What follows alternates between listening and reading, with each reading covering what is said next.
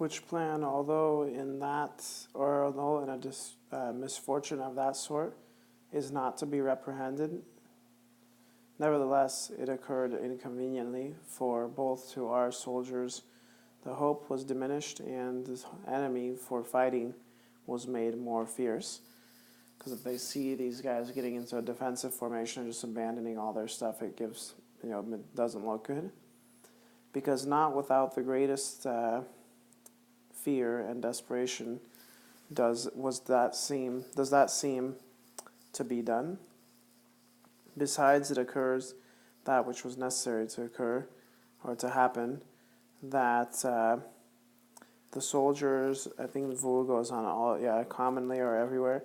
The soldiers commonly, or everywhere, as like common people, from their standards would leave, and each one, whatever thing each one holds most dear of their own stuff, or from their impediments they sought. So whatever things they hold most dear of their own, from the baggages they sought or they seek, and they were hastening to take away. So as they're abandoning this stuff, each guy doesn't really want to leave all the goods behind that he had captured in war. So they're all scattered, trying to take up their own stuff.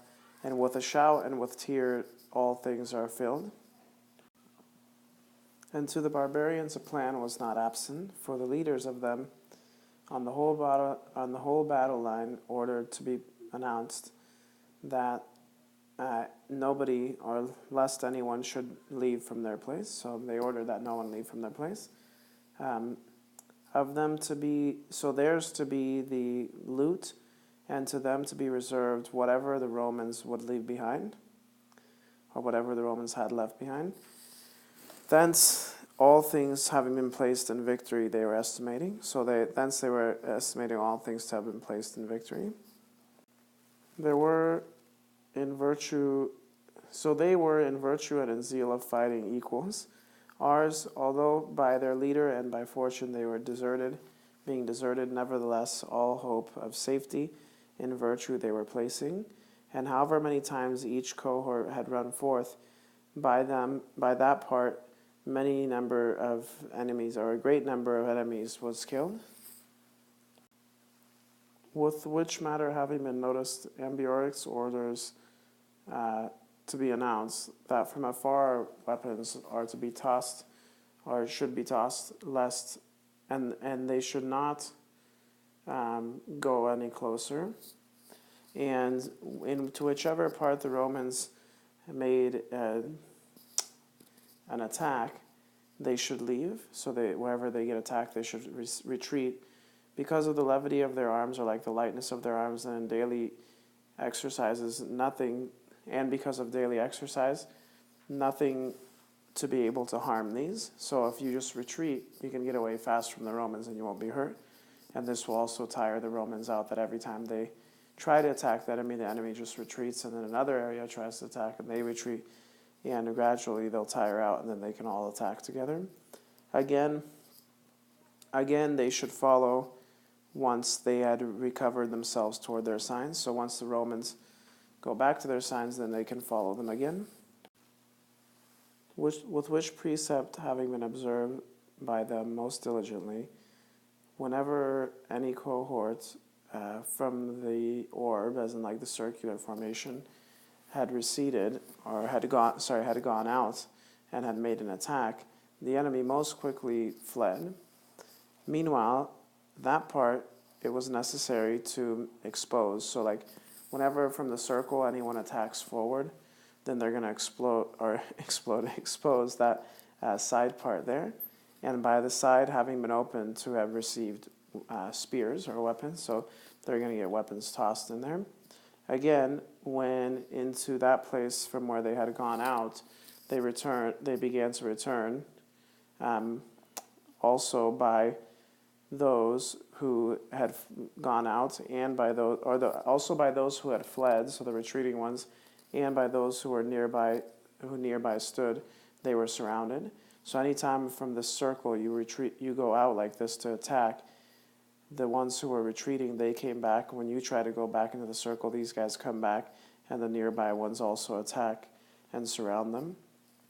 And however, let's see, or if however they wish to hold the place, so if however they wish to hold the place, neither was there left a place for virtue, nor were they crowded, able to prevent tossed weapons by such a multitude, or weapons tossed by such a multitude.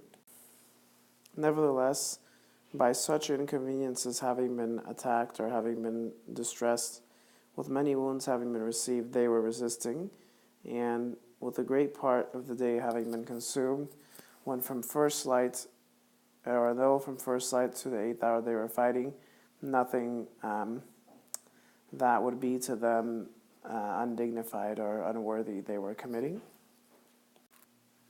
Then to Titus Balventius, who in the previous year had led the first century of soldiers, to a strong man and of great authority, both femurs, or each femur by a javelin is pierced. Quintus Licinius, of the same order, bravely fighting, while he came to his surrounded son, he is killed. Lucius Cotta, the legate, exhorting all cohorts and orders in the opposite face by a sling, is wounded. So like his face is hit by probably a projectile from a sling. Having been moved by these things, Quintus Titurius, when nearby Ambiorix he had seen exhorting his own cohort, or Ambiorix exhorting his own. So had seen Ambiorix exhorting his own men. His own interpreter, Gnaeus Pompeius, to him he sends to ask, this is an accusative supine for purpose, that for him and for his soldiers he may spare, that he may spare him and his soldiers, and that's the dative verb. He, having been called, responds, if he may wish with him to speak, it is allowed, or to be allowed, to hope, he himself to hope by the multitude to be able to gain permission to be able to be accomplished, which thing to the safety of the soldiers may pertain. So basically this is, I think I can convince them to keep you guys safe, but it's not going to turn out that way. He also promised nothing, indeed, that he would be going to harm him. So he promised that nothing would harm him. Basically, this is a future infinitive. Into the matter, he interposed, or would put his own faith. He himself would put his own faith. He with wounded Cotta communicates, if it may seem, in the fight that they might, or not in the fight, but from the fight that they may leave, and with Ambiorix together they may speak.